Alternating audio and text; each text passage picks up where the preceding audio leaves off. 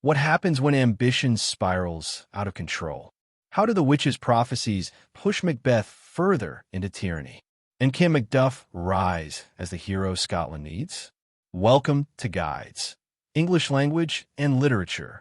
Today, we're diving into one of the darkest and most intense moments in Shakespeare's Macbeth, Act 4.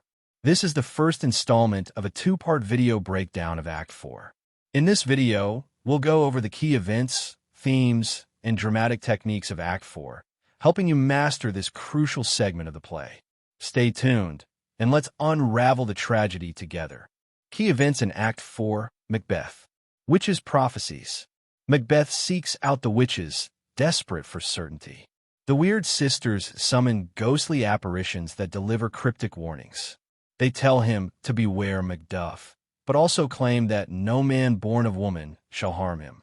A final vision unsettles him. A line of kings, all descendants of Banquo, stretching endlessly into the future.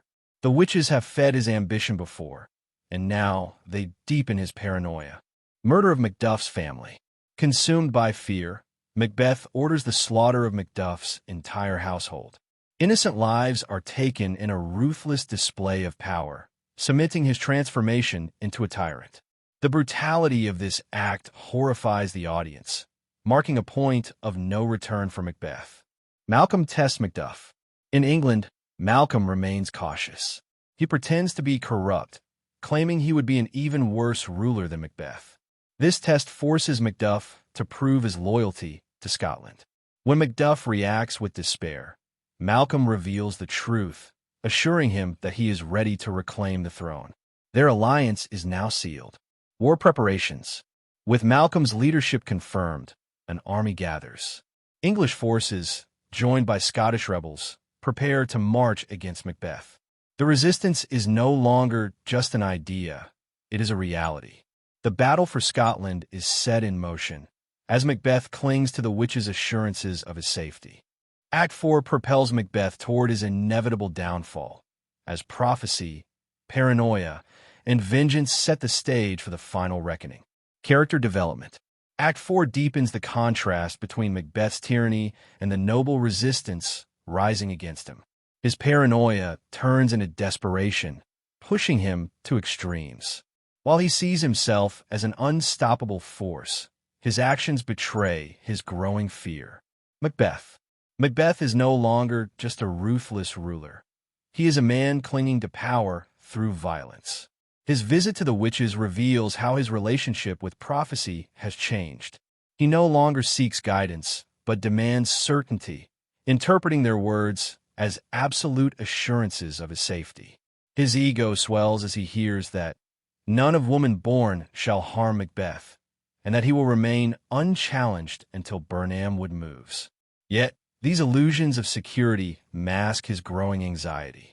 His decision to kill Macduff's family is one of his most chilling acts of cruelty. Unlike Duncan's murder, which he agonized over, or Banquo's assassination, which he justified as self-preservation, this massacre is an act of sheer brutality. It achieves nothing strategic. Macduff is already in England, yet Macbeth orders the slaughter anyway. This is not just about eliminating threats. It is about exerting dominance, proving to himself that he is still in control. His masculinity, once tied to ambition, now manifests as unchecked violence. However, in attempting to crush his enemies, he only fuels their determination to see him fall. Lady Macbeth. As Macbeth grows more ruthless, Lady Macbeth fades into the shadows. Her absence in Act 4 suggests she no longer holds influence over him. The ambition she once shared with him has spiraled beyond her control. The masculinity she invoked to push him toward power has consumed him, leaving her isolated. The mention of her declining mental state foreshadows her downfall. She, too, is a victim of their ambition, but unlike Macbeth, she turns her destruction inward. Macduff. Macduff's role as the tragic hero takes shape. While Macbeth believes strength is measured in dominance, Macduff's grief over his family's murder reveals a different kind of strength, one rooted in emotion and justice. His masculinity is not defined by cruelty, but by his willingness to feel deeply and act with purpose. The murder of his wife and children does not break him. It solidifies his resolve. Macbeth, in trying to secure his power, has instead created his greatest enemy, Malcolm. Malcolm proves himself a leader not through force, but through wisdom. His test of Macduff, questioning his loyalty by pretending to be even more corrupt than Macbeth, reveals his political intelligence.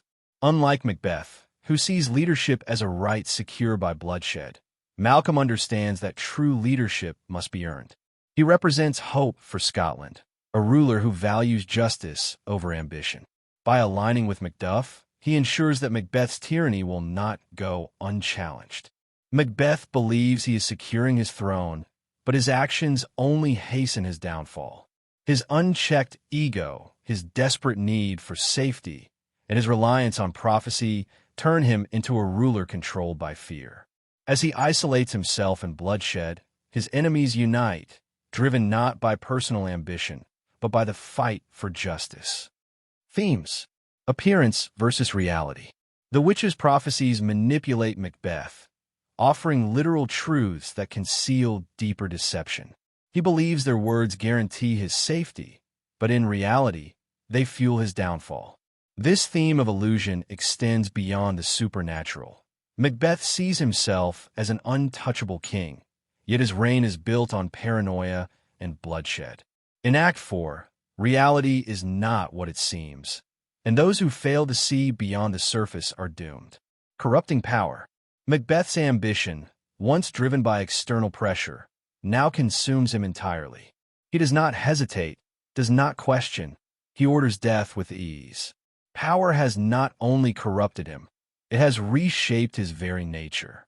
No longer a man tormented by guilt, he has become a tyrant who rules through fear, proving that unchecked ambition does not elevate a ruler, it devours them. Fate versus free will. Macbeth clings to the witch's words, convinced that fate ensures his survival. But does prophecy dictate destiny, or does it merely guide choices? The more he seeks control, the more he loses it. His belief in fate blinds him to his own agency, and in doing so, he walks willingly toward his doom, mistaking reckless action for inevitability. Masculinity and violence. In Macbeth's world, brutality is a measure of manhood. He believes strength lies in eliminating threats, in striking before he is struck. Yet his violence is not a sign of power, but of fear. In contrast, Macduff's grief and restraint define a different kind of masculinity, one that values justice over dominance.